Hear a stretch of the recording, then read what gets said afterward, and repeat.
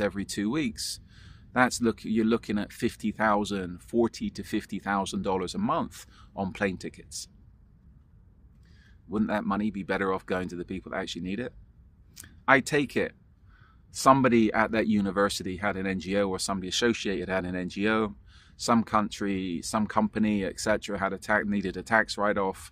So why not give the money to the NGO that makes up some job for some students that looks good for the university, that they're sending their students overseas to do some aid work, etc., etc., and everybody's happy. The money, the donations actually being recycled through the university, and no doubt people in the university are getting paid, and it's everybody's benefited.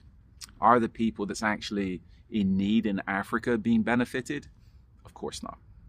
But again, this is where a lot of people set up NGOs for businesses. You set up an NGO, the board, if I know in a lot of places, understand in a lot of places, the board doesn't get paid, but people working for the NGO get paid. So the money goes to their brothers, sisters, uncles, cousins, friends who supply services to the NGOs and get paid, usually paid over market value for the services that they're providing. Again, United Nations, wherever the United Nations go, they tend to fuck things up, to put it politely. And again, my distance dealings with the NGOs, they're corrupt. If you want anything, if people want contracts from NGOs, etc., United Nations, you have to know somebody. That's a fact. If you're an outsider, you're not going to get any contracts from the UN. I know people that spent a lot of time and money trying to get contracts. Waste of time, waste of money. You have to know people, and generally people need to get paid. There needs to be kickbacks for you to get contracts with United Nations. And again, a lot of security contracts with United Nations, there's that many little stipulations and little associations and things you have to join to be part of, all of which are making money off people that want contracts from United Nations. So it's a business.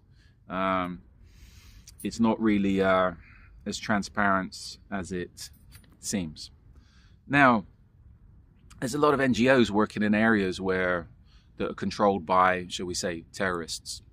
How do they work there? Are they working with the terrorists? Are they paying the terrorists? Yeah, of course they are. And this is where a lot of aid agencies these days are being used by intelligence agencies, all intelligence agencies. Why? Because they have access to hostile areas. There was a big stink of one NGO that was exposed in Syria. I think the NGO was out of Southern Ireland era, where they were working. The only way they were able to work there because they were paying off recognized terrorist groups with money they were getting from Western governments, USAID, etc. And again, the only reason they were able to work in those areas is because they were giving money they were hiring terrorists or people associated with terrorist groups. They were giving out food to the terrorist groups, people associated with terrorist groups, etc. And that's the only reason they were allowed to work in these hostile areas. One NGO that comes to mind especially was the White Helmets, set up by a British Army officer that was working with ISIS, etc., etc. How was an NGO set up by a British Army officer working with recognized terrorist groups? Because they were doing them favors. Because they were paying people off. Because in a lot of ways, it was a two-way system where they're assisting the terrorists. And again, no doubt the terrorists are shipping back information through to interested people within Western governments. So this is where, when I see NGOs working in terrorist areas, and this could be, again, Somalia is another example, how are the NGOs doing it? Well, they're most probably doing it with the blessing of the governments that's giving them the donations, and also the blessing of the terrorists in those areas, because nothing's for free, right?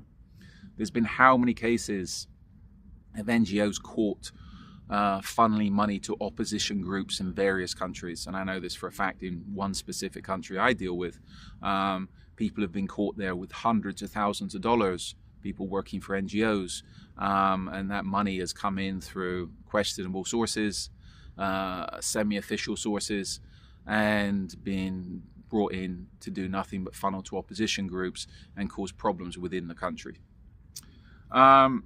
So this is where I'm always very wary of a lot of NGOs for that, not just the corruption perspective, but who are they actually working for perspective.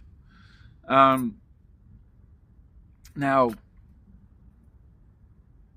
you look where a lot of these NGOs are based. A lot of them are based out of Geneva.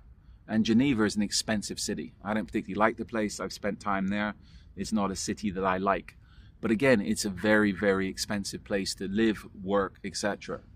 I say to people, I think everything in Geneva is double the price it is in the Western Europe at least. I remember visitors.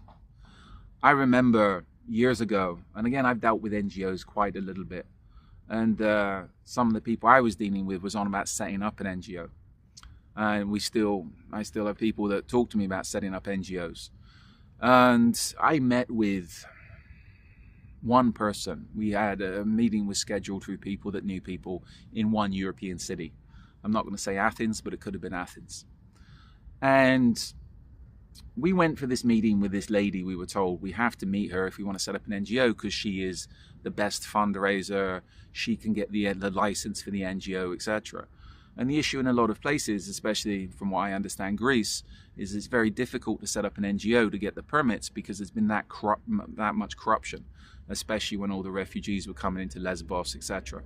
And there was good people working there, but on the other side there was a lot of corruption. We met this lady, and we went to her offices in a very plush part of Athens, and she had one office for her staff, and she must have had a floor of an office building. Very minimalist, very designer, etc. And initially we went and met her personal assistant in the side of her offices that was for her staff, and it was like large and very, very Gucci. A hell of a lot of money went into setting that up just on design alone. So again, wouldn't that money be better going off to the people that need it rather than setting up her office? Maybe. We then went in to meet this lady, and all I can say was she was plastic.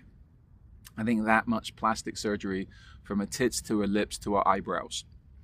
Her personal suite where she had her meetings was all Gucci, large, leather sofas, personal like bar area, etc., etc. It was more like a swanky apartment. So again, wouldn't this money have been better? Wouldn't the money she's raising, or all the people she's helping, and the money she's taking, wouldn't that money be better off going to the actual people that need it, rather than her having plastic surgery and having a whole floor of a office building for her Gucci suite so she can fundraise for who knows what? But again, this to me was the corruption of the NGOs of, okay, where's the money actually going? People are giving it how much in donations, and the money they're giving in donations are actually going in somebody's pocket. So this is where, as I said, there's a lot of people that's doing a lot of good work for NGOs. The frontline people I know are going out and working in difficult situations, putting up with a lot of BS, putting themselves in personal risk, not just from physical assault, rape, but also from disease, etc., etc. Where in the meantime, behind them, you've got a lot of people sat in swanky offices, making a lot of money, not really doing much. It's a business, and this whole thing of getting money in grants, getting money from USAID, getting money from all these foundations, a lot of it's who you know. These people know people, the money comes in, it's filtered to some people, it's kicked back to some people, etc. And the end result is a small percentage of that tends to get to the people that actually needs it. So this is where, as my associate said in Somalia, a lot of the NGOs there, they've been in contact with are haram. And I think we'll leave it there. So a long video, but it's a detailed topic. And I think this is something NGOs especially in the security world, everybody harks on about them. But again, do you really want to deal with them? Do you really want their money? Money's money, but certain things are, how can we put it, haram. Anyway, follow me along on social media. I've got a lot more of these videos up. I've got an array of books up on Amazon that talk about various aspects of the close protection, investigations, business, crime fiction, life skills, etc., etc. So check out my books. Check out our blog, Truth Only Has a Few Friends, which is also now combined with a Risk Incorporated blog, www.riskinc.com. We're back doing the courses. We've been off doing the training courses for a while because we've been busy the last few years providing services. But we're getting back into the swing of things with the social media and everything else. We're up on the main platforms. If you look, you can find us. We even have a TikTok account. We don't use very much because it's TikTok. But we're up on Instagram, YouTube, and I've even just sorted out, reset up a Facebook account which is under my name, Orlando Andy Wilson, rather than the business names, because we had too many issues with Facebook in the past. So follow us along on social media. Any questions, feel free to reach out. And if you need services, if you're serious, again, reach out to us. And we're happy to have a conversation. Likewise with training, reach out to us. We're happy to have a conversation. If you think we can get along after the conversation, then we can talk business. In the meantime, be good, stay safe, stay out of trouble. And as I said, always question things, especially don't believe everything you read on the internet, and don't believe everything an NGO tells you it's doing or going to do.